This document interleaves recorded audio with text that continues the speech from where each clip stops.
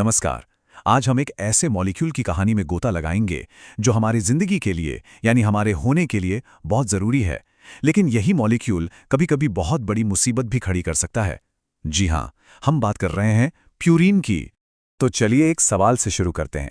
सोचिए, हमारी जिंदगी का ब्लूप्रिंट मतलब डीएनए, हमारे शरीर की एनर्जी और पैर के अंगूठे में होने वाला एक भयानक दर्द, इन तीनों में क्या कनेक्शन हो सकता है? सुनने में तो ये तीनों चीजें बिल्कुल अलग लगती हैं, है ना? पर इन सब के पीछे एक ही खिलाड़ी है, कभी हीरो तो कभी विलन, और उसका नाम है प्यूरीन। तो इस सफर में हम क्या क्या जानने वाले हैं? हम समझेंगे कि प्यूरीन्स आखिर हैं क्या, जिंदगी के लिए इतने जरूरी क्यों हैं, हमारा शरीर इन्हें बनाता कैसे है।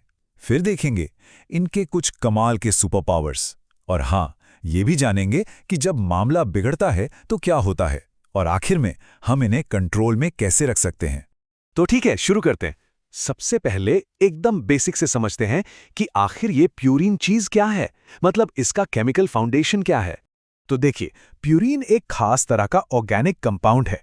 अब केमिस्ट्री की गहराई में नहीं जाते, बस इतना समझिए कि इसकी सबसे बड़ी पहचान है इसका डबल रिंग स्ट्रक्चर। मतलब इसमें दो रिंग्स आपस में जुड़ी होती हैं, एक पायरिमिडीन रिंग और एक इमिडाजोल रिंग। और यही जो इसकी खास बनावट है ना, यही इसे हमारे शरीर में इतने सारे जरूरी काम करने की ताकत देती है। अब प्यूरीन की दुनिया के दो मेन प्लेयर्स से मिलते हैं। पहले हैं एडेनिन और दूसरे ग्वानिन। एडेनिन को देखिए, ये सिर्फ डीएनए और आरएनए में ही नहीं मिलता, बल्कि ये हमारे शरीर की एनर्जी करेंसी यानी एटीपी का भी एक बेहद ज़रूरी हिस्सा है। दूसरी तरफ है ग्वानिन, जो मुख्य तौर पर डीएनए और आरएनए के स्ट्रक्चर में ही पाए जाते हैं।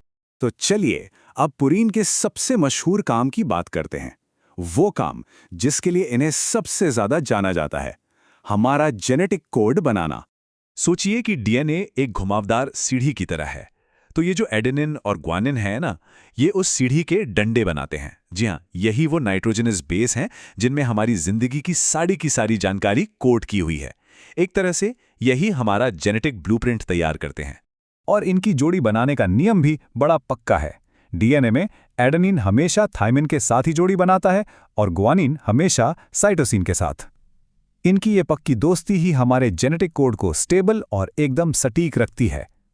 अच्छा, आरएनए में बस एक छोटा सा ट्विस्ट है। वहां एडेनिन थायमिन की जगह यूरासिल के साथ जोड़ी बनाता है। तो सवाल यह है कि शरीर को ये इतने जरूरी प्यूरीन मिलते कहां से हैं? क्या हम इन्हें सिर्फ खाने से लेते हैं? चलिए जरा शरीर की अपनी प्यूरीन फैक्ट्री के अंदर झांक कर देखते हैं। देखिए, शरीर के पास दो तरीके हैं। पहला है डी नोवो पाथवे। इसका मतलब है स्क्रैच से बनाना। ये थोड़ा लंबा और मेहनत वाला काम है जिसमें काफी एनर्जी लगती है, और ये ज्यादातर लिवर में होता है। लेकिन शरीर के पास एक और स्मार्ट तरीका भी है, वो है सैल्वेज पाथवे, मतलब रीसाइकिल और दोबारा इस्तेमाल। इसमें शरीर पुराने टूटे फूटे न्यूक्लिक एसिड से प्यूरीन बेस को रीसाइकिल कर लेता है। ये बहुत एफिशिएंट है और इससे काफी एनर्जी बचती है। लेकिन कहानी यहीं खत्म नहीं होती। जो बात सबसे ज्यादा हैरान करती है वो ये है कि प्यूरीन का काम सिर्फ डीएनए बनाना नहीं है, इनके पास तो और भी कई जबरदस्त सुपर पावर्स हैं। सबसे पहले तो ये शरीर की एनर्जी करेंसी हैं। मतलब एडेनिन से बना एटीपी हमारे सेल्स के लिए पेट्रोल की तरह है। यही हर सेल को अपना काम करने की ताकत देता है। इसके अलावा ये सेल्स के बीच मैसेंजर का काम भी करते हैं, सिग्नल भेजते हैं।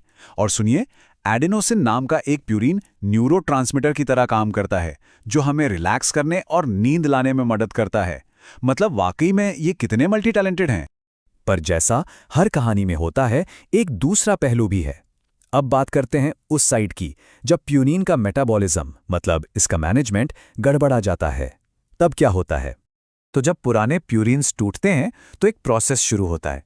ये कई स्टेप्स से गुजरकर पहले हाइपोजेंथिन और फिर ज़ैंथिन में बदलते हैं, और फिर आता है एक एंजाइम ज़ैंथिन ऑक्सीडेज, जो इस ज़ैंथिन को यूरिक एसिड में बदल देता है। और इंसानों में ये कहानी यहीं खत्म हो जाती है।